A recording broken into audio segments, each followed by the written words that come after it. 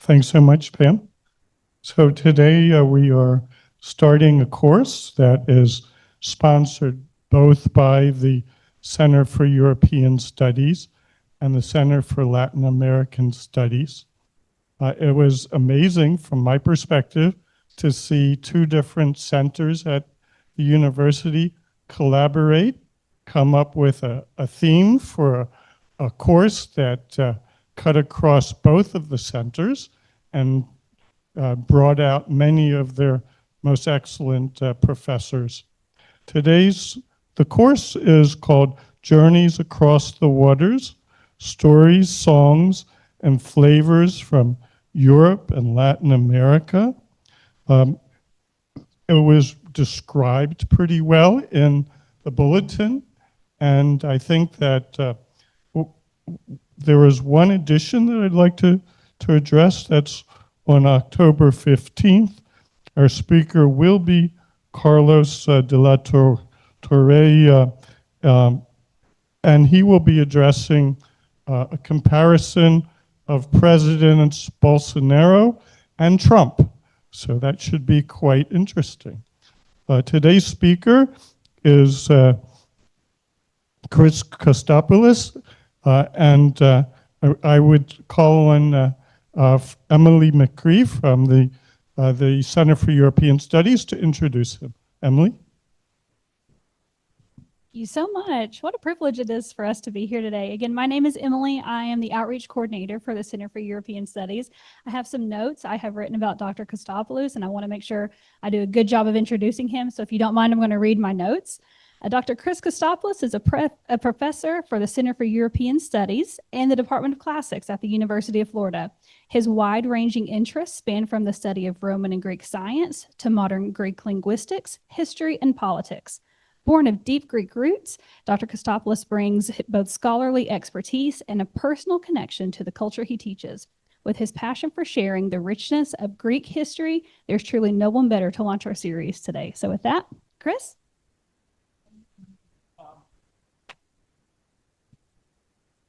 Good morning.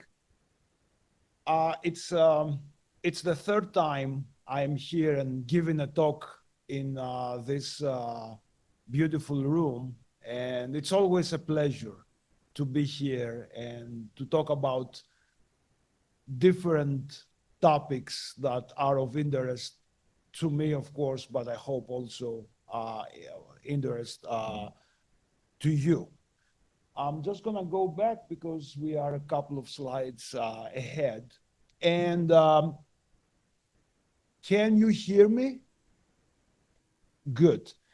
So when they asked me to give a talk under this specific theme, the first thing that came to my mind was a very interesting genre of Greek music, which is called Rebetika. And this is a style of music that has attracted a lot of attention, and there has been a lot of interesting research in the last 50 years, but it's not very well known to people who do not study musicology or people who do not study Greece and its culture. And I'm sure most of you will have a lot of questions in your mind just by looking this title, like Rebetika Songs. What is the Rebetiko music? So before we start with the talk, I'll tell you a couple of things why this style is interesting. And it's a type of music that was associated with the underground, with the parts of the society that live at the verge of normality. And it's a music that it's associated with refugees, with people who lived a criminal life sometimes, and it was very, very popular at the beginning of the 20th century. And then started to fade out, but its contribution to Greek music, and I don't know if any of you have heard Greek folk music, or if you are familiar with Greek folk music, bouzouki and these kind of songs. They're very much rooted in the Rebetiko. So the whole evolution of Greek music in the 20th century and even today is rooted in these Rebetika songs.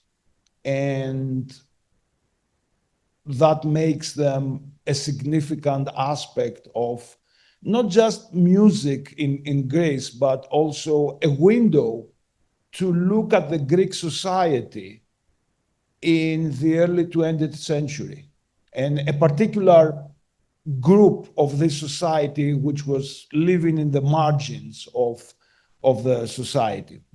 Now, I'm trying to forward the slide. There we go.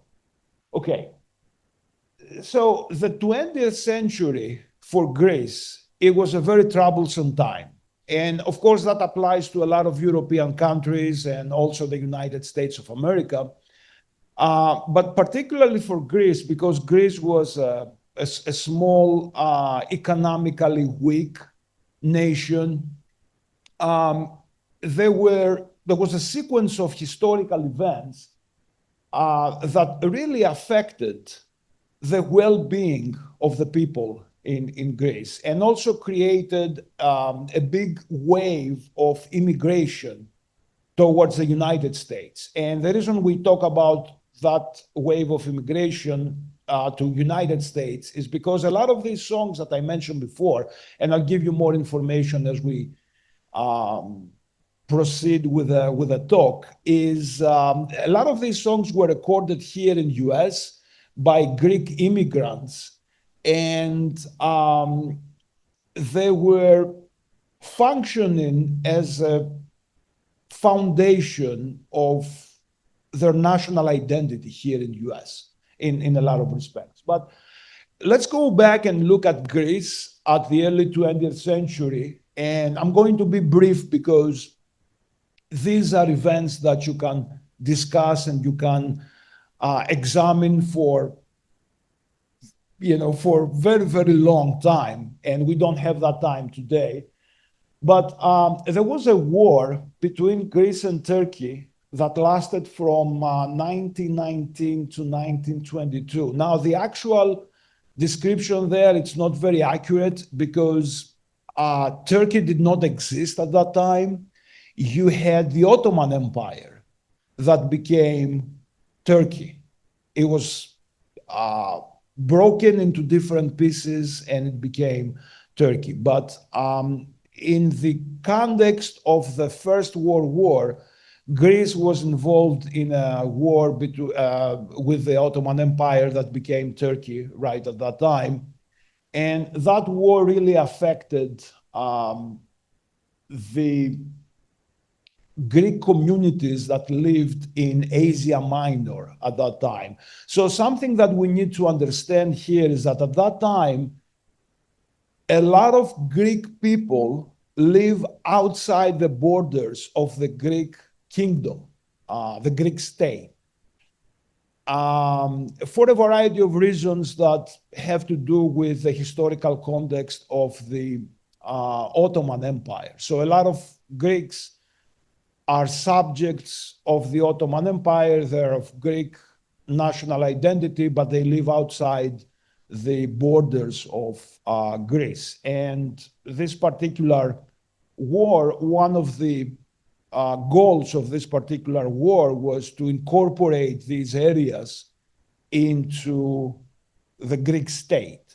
Greece failed.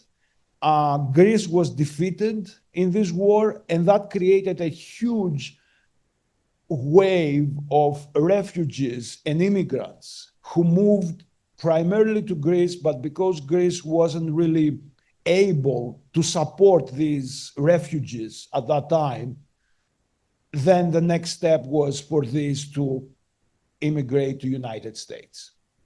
And these refugees, they were crucial to the development of this type of music, the Rebetiko music, because that music originally was developed in Asia Minor, where is Turkey today, and has a lot of Eastern elements.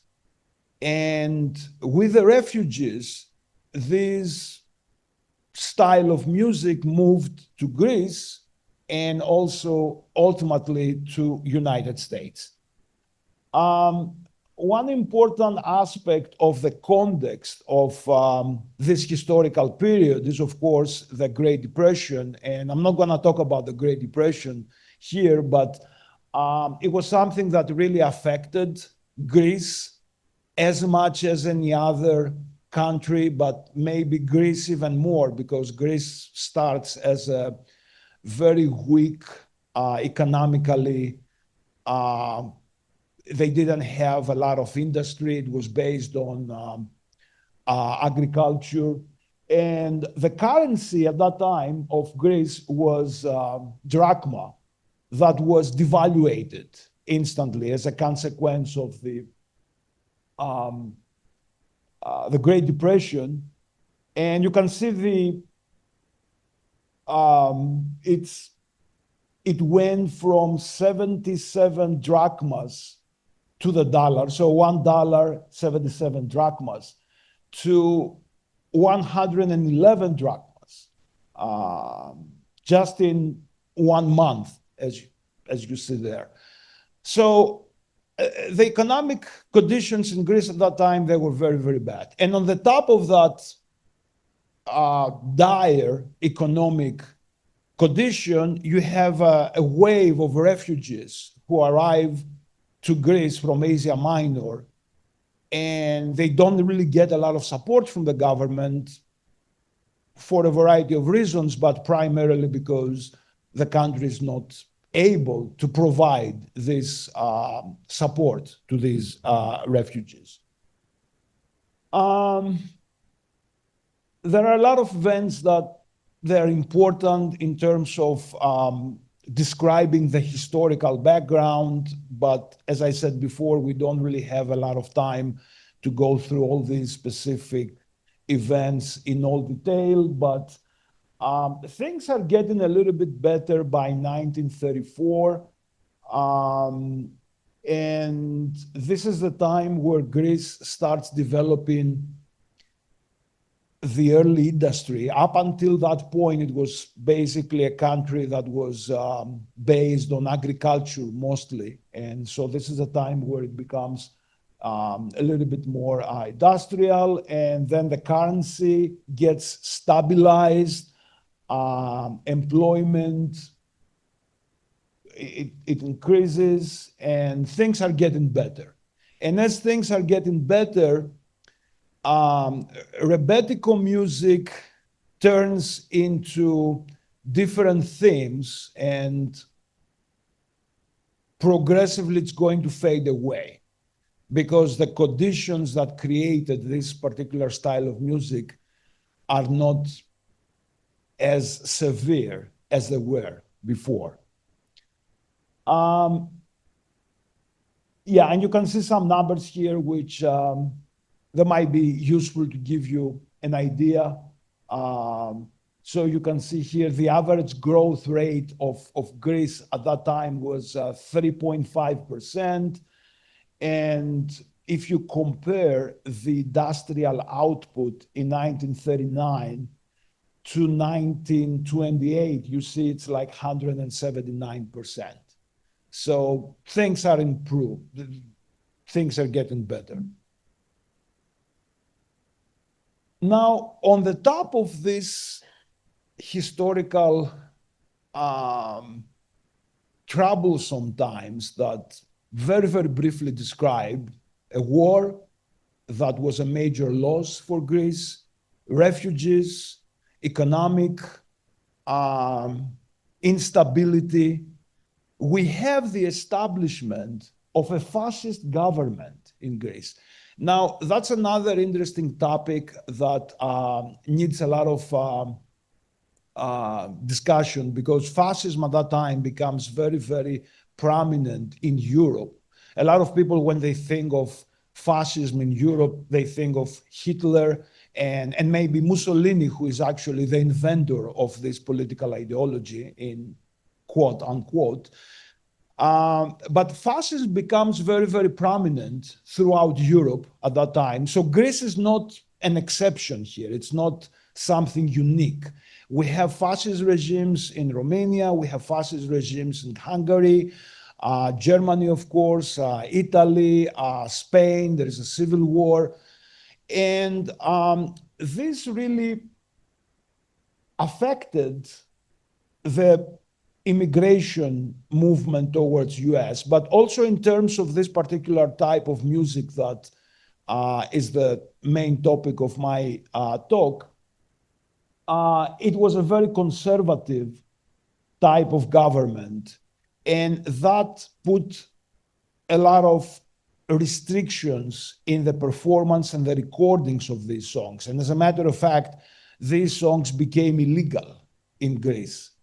And the reason they became illegal was the fact that the main themes of these songs had to do with poverty, drugs, prison, people who were living, as I said, outside what we call the normal society. And of course, the regime of Metaxas, the first thing that they did was they said, these songs are illegal. You can't record them, you can't perform them.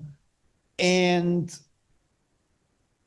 what happened was these songs were still very popular, and people here in US, Greek immigrants, could actually record these songs without any consequences. And then they could take these records and they send these records to their relatives in Greece.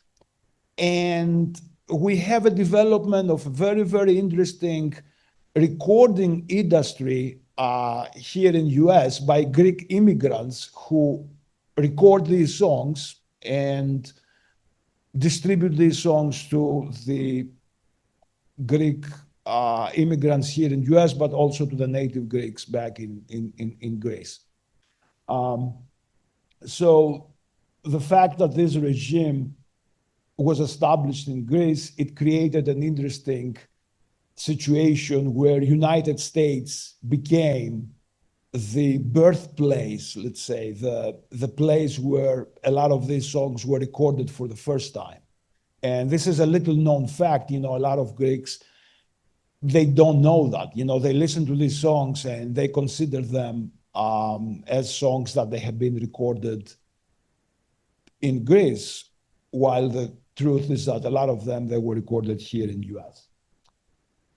Can we move to the next? Right. So since I already told you a couple of things about this immigration wave, which is really important, it lasted, the peak of this wave. And, when we talk about immigration, we talk about waves.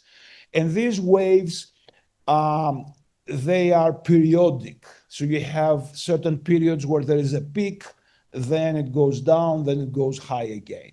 And usually has to do with political or environmental reasons or economic reasons. But in terms of the Greek movement of immigration, between 1900 and 1930, which is the time where these songs were composed and performed and recorded, we have probably the highest wave of Greek immigrants. And as you can see, I don't know if you can read that chart, but you see right here is 1910 to 1919. This is the time where people from Greece got permanent residency. And you see that's the highest peak, and then it goes down. This is 2010, you see it's like zero, right? But this peak right here is the time where we discuss. Yeah, sorry. So this peak right there is the particular period that we discuss. And this time here, you see there's another peak here, 1970 to 1979. This is where a dictatorship was established in Greece. And that was another reason why we have a movement of immigration outside Greece to Europe, to Australia, to Canada, and of course to the United States. Now, whatever you have, these movements of immigration, as I mentioned, you have two factors. We call them push and pull factors. And, it makes sense, of course, what is a push factor, what is a pull factor. But all these hardships and all these troublesome times in Greece, political instability, the fascist regime of Metaxas, the Balkan Wars, the World War I, then the war with the Ottoman Empire, these are the factors that push these people out of the country to become immigrants. And then pull factors, you have different opportunities here. United States at that time has a very high demand for unskilled labor in industry, in construction, in railroads, in mining, and that's what these immigrants are doing, coming here. Now, the social, I'm going to skip this here. Oh, okay, hold on. I'm just gonna go back a little bit. I just want to say something really quick about the social, the gender distribution of Greek immigrants here in US. It was primarily male. And the reason was that these people who came here, they were responsible for, number one, paying back the debts of their families. But number two, there was a responsibility in the traditional Greek society to help your sister getting married. But in order for your sister to get married, she needs to have a dowry. And if your sister has no dowry, she won't get married, which is a big stigma for Greece at that time. So a lot of these young men, they come here, they don't want to stay here permanently. They want to come here to get some money, to send those money, to send that money back to Greece, to pay back the debts, but also get a dowry for their sisters. And there's a little, the little story. I know I'm probably gonna get out of time, hopefully not, but I was in Tarpon Springs and I went to the Greek consulate, and they had a very nice book with old pictures from Tarpon Springs.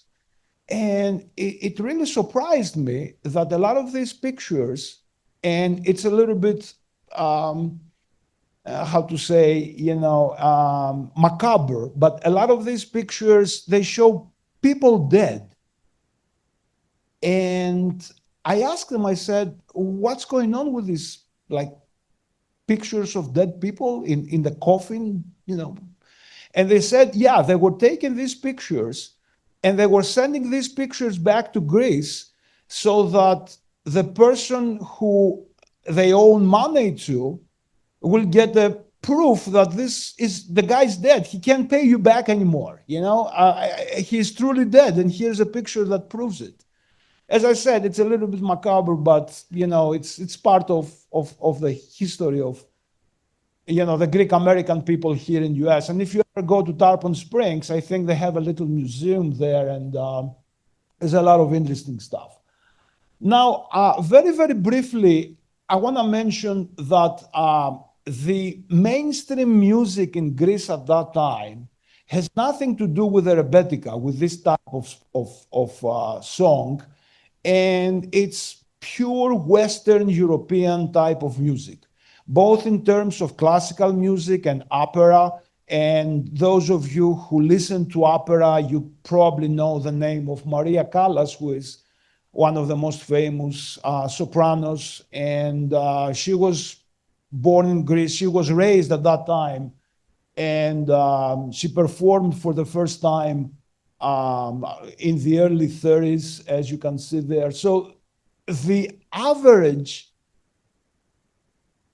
mainstream Greek family, the middle-class Greek family, will listen to this type of music. They will listen to opera, they will listen to Western, European type of songs. They will have nothing to do with the Rebetika, okay? And I just wanted to point out that, because I don't want people to think that, not that there is anything bad with that, but Rebetika was not the only music that was performed in Greece at that time. Now, as I mentioned from the very beginning, the Rebetiko is a music that comes from the Greek underground, and these Greek communities, both in Greece and also in the United States, that are mostly refugees, people who are unemployed, people who cannot find any proper place in the way the society is structured. And its peak was just before the two world wars. And then after the Second World War, it's going to get a little bit less popular, and then it kind of fade away. It will come back very, very briefly in the 80s. Now, the name itself is very strange. And the reason the name itself is very strange is it's not a Greek name. You cannot really provide an etymology. And one aspect of, maybe the easiest aspect of this research is, when somebody's researching the Rebetika song, is where the word came from. And you can't really go very far with that, but most of the scholars believe that the actual word that relates to is the word rebetis, most probably referring to a person who lives outside the normal social order. But it's not a word that you see, it's not very common in Greek, it's not very common in Turkish, and this is more like an educated guess. But definitely there is a connection there with those who live a type of life that is not appropriate. And probably that's the root of this word. Now, I already mentioned that this music was heavily censored in the 30s. At some point, it became illegal altogether. And it was illegal up until 1950s. And what happened in 1950s, some Greek composers took some elements of this music and created a more artistic style that became more appropriate and more accepted by the Greek society. And there is a very important influence from that point to today, although the Rebetika themselves are not as prominent as they used to be. Now, one very, very important aspect of the popularity of these songs is a type of club which is called Café Aman. I don't know if anybody has heard that before. A-M-A-N, Aman. And this is a word that doesn't mean anything in Greek. There are some roots in Turkish, and in Turkish it means mercy. And it's a word that is repeated quite often in these Rebetika songs to create the context of there is sadness, there is frustration, and the equivalent would be Lord have mercy, something like that.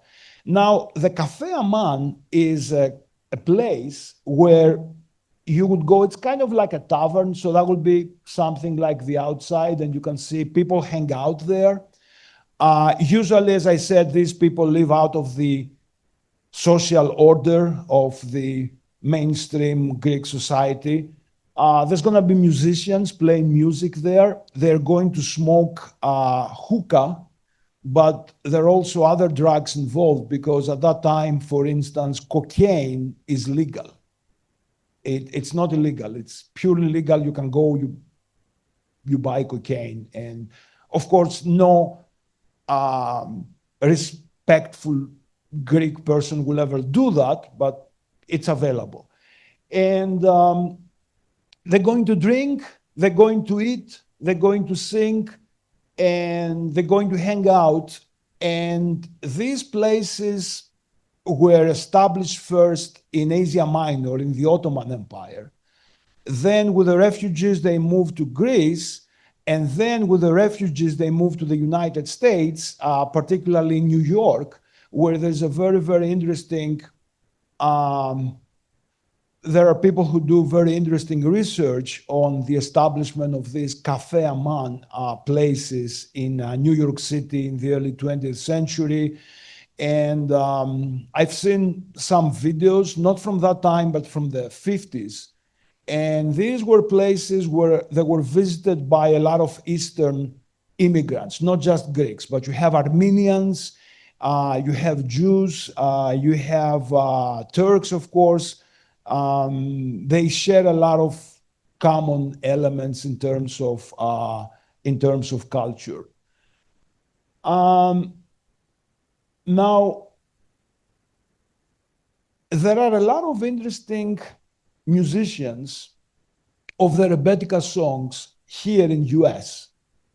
And some of them are actually very close to us, such as Yorgos Katsaros that you see here in this photograph.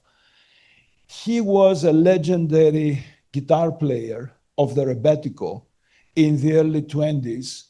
And he made a lot of recordings. He had a very active life as a musician. You know, he recorded, he performed, he traveled in different US cities in these tours.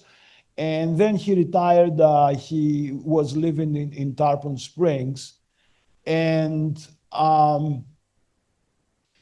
this is the time where here in US, we also see a fusion between the Rebetika and other styles, because these musicians, they get influenced by different types of music and they incorporate these styles into their own songs.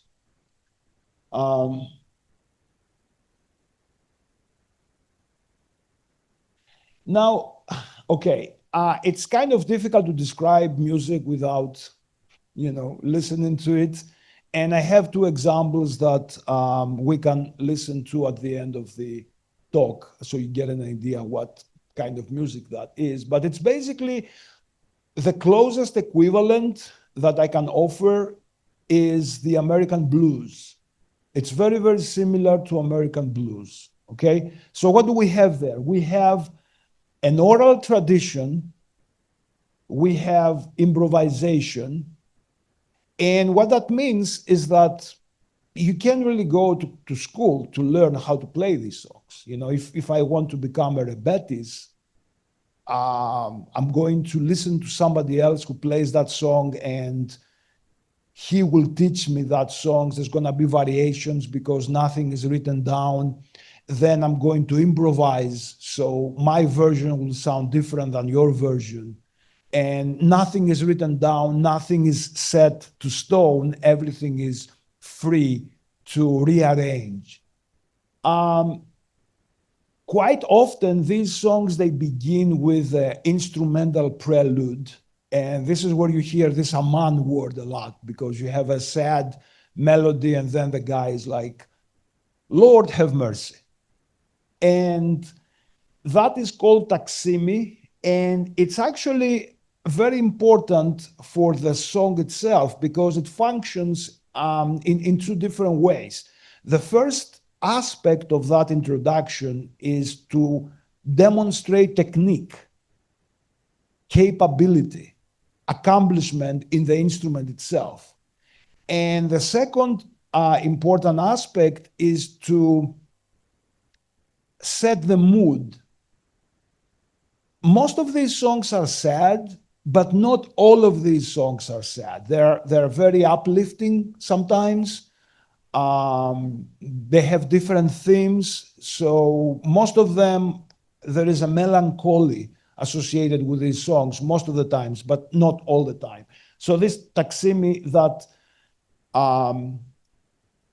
sets the mood, and sometimes the singer improvises the lyrics, and the scales that they use, the musical scales, they are not based on the European scales. They are based on Eastern scales, which some of them, they cannot be performed in a Western instrument. Like for instance, the piano is created in such a way that it follows a specific scale with the, I don't want to get this talk to become too technical, too musicological, but if you know tones and semitones, and the major scale is 2 tones, a semitone, 3 tones, another semitone, that does not apply to the Rebetika music. The rhythms also are very unconventional.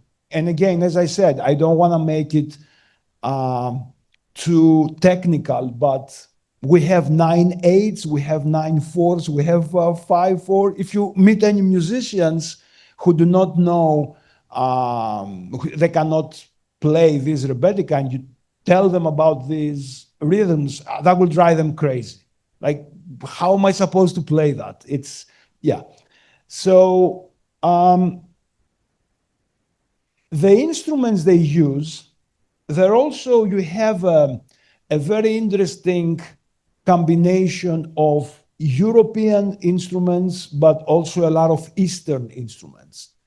And there is no specific instrumentation. You can expect to listen to a Rebetika song with any kind of instrument.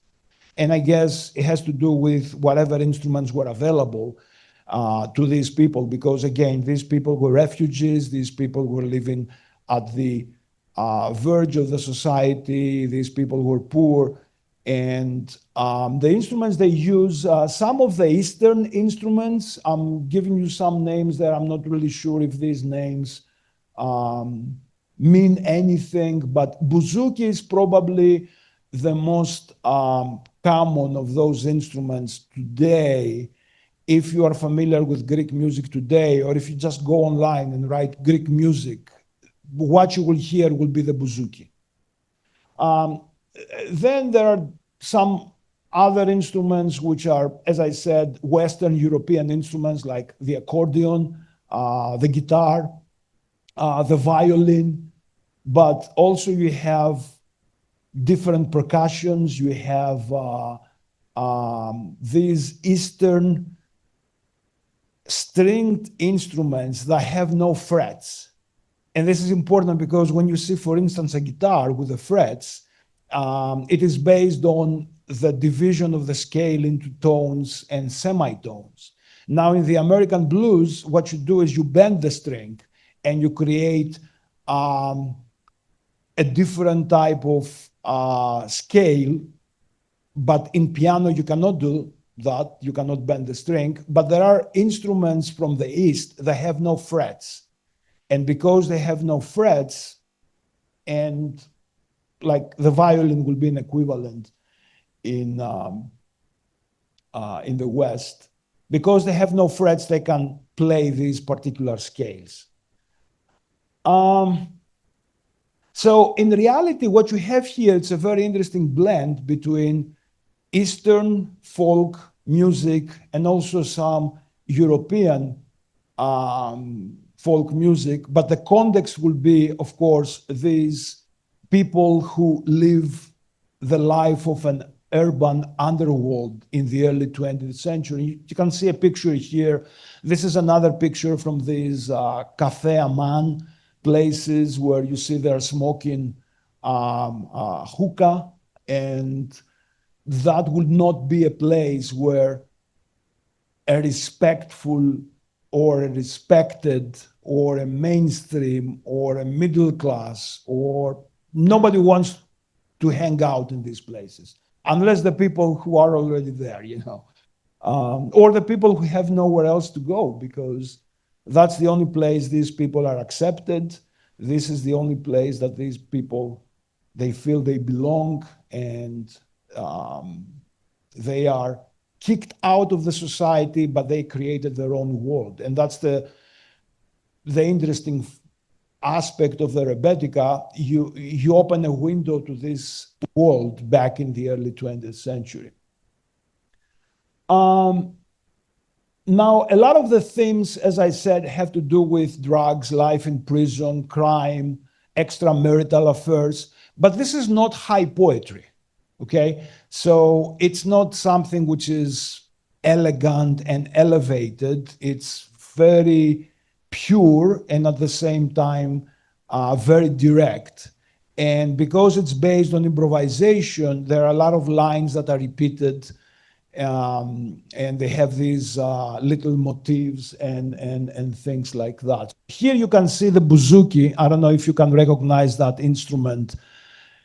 If you are a little bit familiar with Greek music, but that's the bouzouki. That's the only one of these instruments that it's still very popular today, and it's still used in Greek folk music. Now, you have reference to drugs, you have reference to things that are not appropriate, I guess, but you also have a lot of mainstream themes. So I don't want you again to think that Rebetika is all about this type of themes. There are a lot of songs that they're very simple and they have no bad connotations or no bad references, and they talk about life itself or loneliness and things like that. Yeah, the interesting thing when somebody studies the Rebetika, and I know I have only 1 more minute left, so I'm gonna rush a little bit, is that here in US, these restrictions did not exist. These songs were not illegal here. The American government didn't know what these songs talk about. They didn't care what these songs talk about. So there was no point in making these songs illegal. And that gave the opportunity to these Greek people here, to these Greek immigrants, to focus more on recording these songs and performing these songs. And it was much easier. And a lot of them, they moved from Greece to US to be able to perform these songs much easier. But something interesting that you have here is that these songs become a bridge between your old country and your new country. So here in US, these songs are not only about prison life or drugs or extramarital affairs or things like that, but they also become memories. They become a sadness for your old country that you cannot experience. You are here, you are in a foreign place, you're all by yourself. You don't understand what the other people tell you. You can't really express yourself because you don't know any English. So there is a different context sometimes here that has to do with the Greek, what we call the Greek diaspora, and nostalgia, this memory of the old times and the old happiness and these things. There are a lot of women. That's another interesting aspect of the Rebetika. There were a lot of women who were singers, but also some of them, they became businessmen, businesswomen, I guess, entrepreneur. And just to give you an example here, Marika Papagika, she owned the Cafe Aman in US, in New York. She recorded a lot of different songs there. That was in Manhattan. That was a place where every Greek wanted to be, to celebrate. It became very, very popular. And then some of these women became involved in creating their own record labels. And this research is still ongoing, but there is a very interesting woman who goes by the name Kyria Kula, which means Miss Kula, her first name. And she was very, very active. She created the first Greek-American record label in New York. So now we're getting close to the end. So I hope I did not take too much of your time, but I want to show you a couple of examples of the lyrics so you get an idea, and then maybe we'll listen to some music clips. So you see this one here is called "The Prison Cells Reverberate." And you see the lyrics are very, very simple. It says, reverberate the prison cells, and then it gives you a couple of prisons from Greece. And then it says, if you are a mother and you care, come by someday to see me. So here is somebody who is in jail and his own mother doesn't even go to see him. And it says, if you are a mother and you care, come by and come by before they sentence me and ask for, if they get me pardon, and it's probably some kind of death sentence. And that's the theme of the song. Another song, a little bit more general, as you can see here. In this bad world, I'm not hoping for anything good. Your friends and relatives all want to take advantage of you. And, that theme of desperation, and those whom you helped when they suffered, if they see you in difficult moment, they pretend they don't know you. There are a lot of American songs at that time during the Great Depression that have similar themes, because it's the reversal of fortune. Somebody's living a normal mainstream life, and then finally they find themselves under a bridge with nothing, and their friends are gone, nobody wants to talk to them, and things like that. One last example here. I can't read the upper part because of the subtitles, but yeah. So, I was born to suffer and to be tormented. The moment I met you, I bitterly curse. You wounded me, and I don't forget how much I've cried. Maybe my curse turned to fire and burn you. And if now I live a life I've always hated, it's you who are to be blamed. For the one I loved so deeply, you wounded me, and same thing. And I'll shout it like a mad woman so that the whole world will know the sufferings I endure. I suffer because of you. So again, that's not something it's going to be legal because of the theme, like the previous song that talk about somebody who is sentenced to death. But again, you can see the theme. So that's all.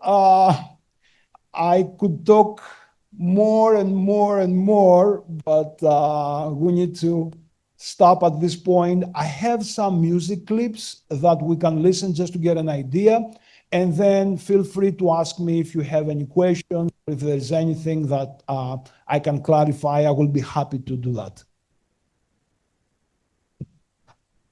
Thank you.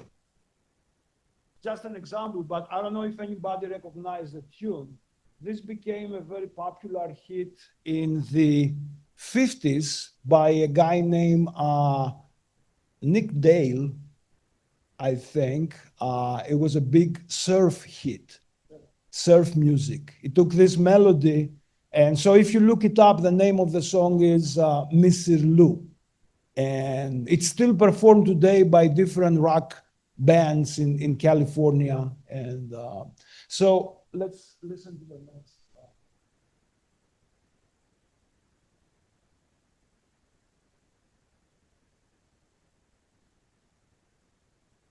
So this is the introduction that always starts like that.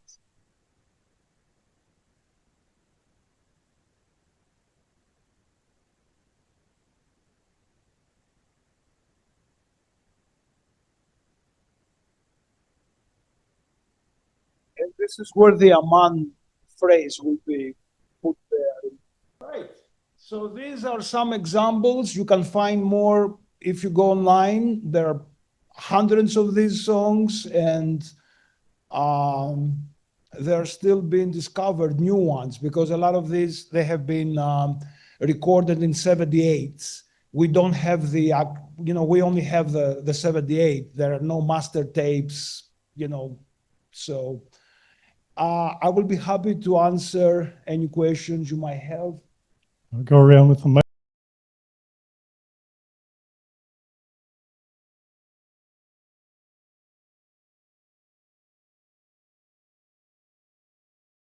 Thank you very much. Is Rebetiko. is it still popular today with the young generation? It is not very popular, but there are people who still listen to that type of music, especially in the context of a tavern.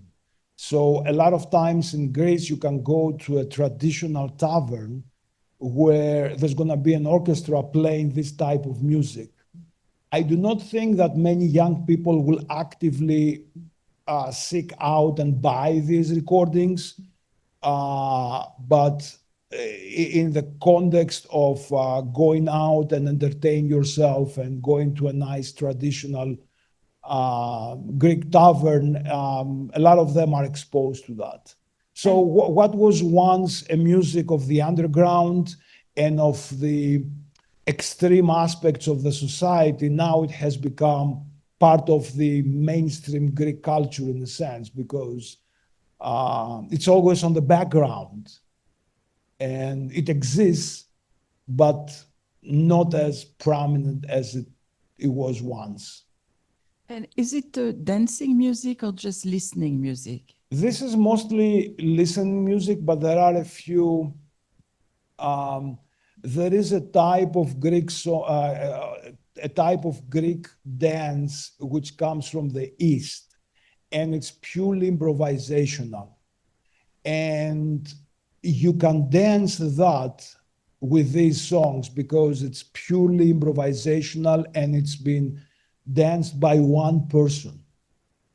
But the traditional Greek way of dancing, which is in a group, does not fit this particular song. So you cannot really dance any of the traditional Greek dances with these particular songs.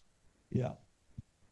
In one of your earlier slides where you were talking about the where the word originated, Yes. I was surprised to see, since you're talking underground and criminals and drugs and things, so many of the people sitting around were in suits and ties. Yes. Was that a Greek picture, or was that a New York picture? I think that at that time, to wear a suit and a tie, it was just the way most of the people were dressed, especially if they were musicians. And it's the same thing with jazz music. Jazz music, the people who play jazz music, they came from a very suppressed part of the society. But if you see them, they're always dressed with suits. And the other thing is that sometimes some of these photographs are promotional and they might want to look their best. So you cannot really trust these photographs to make assumptions about the society itself. So sometimes, for instance, in the American blues, you see famous blues musicians in these photographs with very expensive guitars. and these are not their own guitars. They are there for the photograph, because there are some very expensive instruments, and you think, how did this guy got the money, you know, yeah, and they're like promos and things. So that was a very good question. I need to do a little bit more research on that, because I think this is a very interesting observation. And there might be something there. I don't know. There might be something more interesting than what I just said. So thank you. I'm wondering how Zorba the Greek relates to this. Yes, very good question. So what happened there, this is how Rebetiko became, this is the appropriation of Rebetiko in Greek music. If you are familiar with the music of Zorba the Greek, it's written by a Greek composer by the name of Mikis Theodorakis. Mikis Theodorakis, what he did was he took Rebetika instruments like the bouzouki and also melodies from the Rebetika, and he presented these in a more artistic way. And this is when the whole Greek society started to listening to these songs, because the presentation was appropriate. And Mikis Theodorakis and Zorba the Greek, the music from the Zorba the Greek, is considered the bridge between the traditional Rebetika and the folk Greek music as we know it today. So he is credited with taking these songs from the underground and bringing them to the overground, if I might use this term, make them mainstream. So if you listen to Zorba, the music, that will give you an idea of the Rebetika, but it's not going to be the original Rebetika, but he was inspired a lot by that. So that's very good observation. Good point. I think you said that in 1937, this type of music was illegal in New York? Not in New York. In Greece, it became illegal. In Greece. So what happened was there was a dictatorship in Greece, a fascist regime. And these particular themes were considered a threat to the culture. And so he started censoring them first. That was the first step. And then they became illegal in Greece. But in New York, it was a different world. And these songs could still be performed and recorded. And that's why a lot of these recordings come from New York.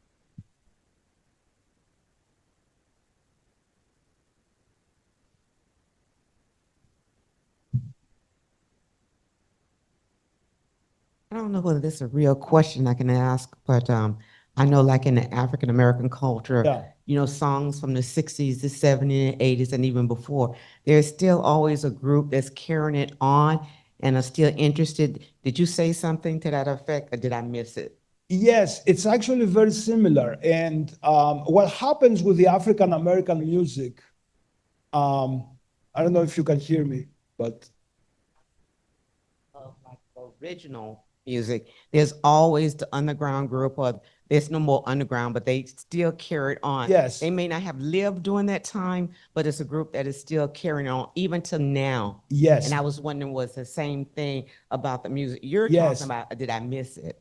No, it is exactly the same. So exactly like when you have the African American music, it's based on blues, whether it's jazz, whether there is hip hop, rock and roll. Blues is important as a foundation. In Greece, Rebetika is important as a foundation, and it carries throughout the Greek music, but as music develops, this connection is not as easy to be seen as it was back in the 50s.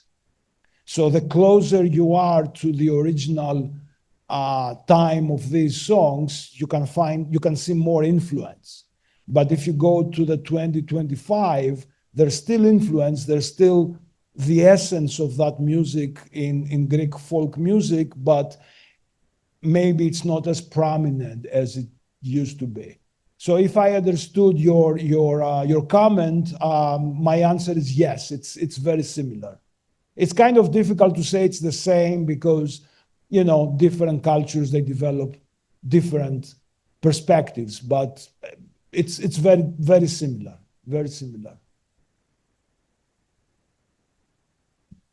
I noticed in your last slide when you were playing the music, the recording was, I think, Victoria, which was New York. Yeah, Victory, New York.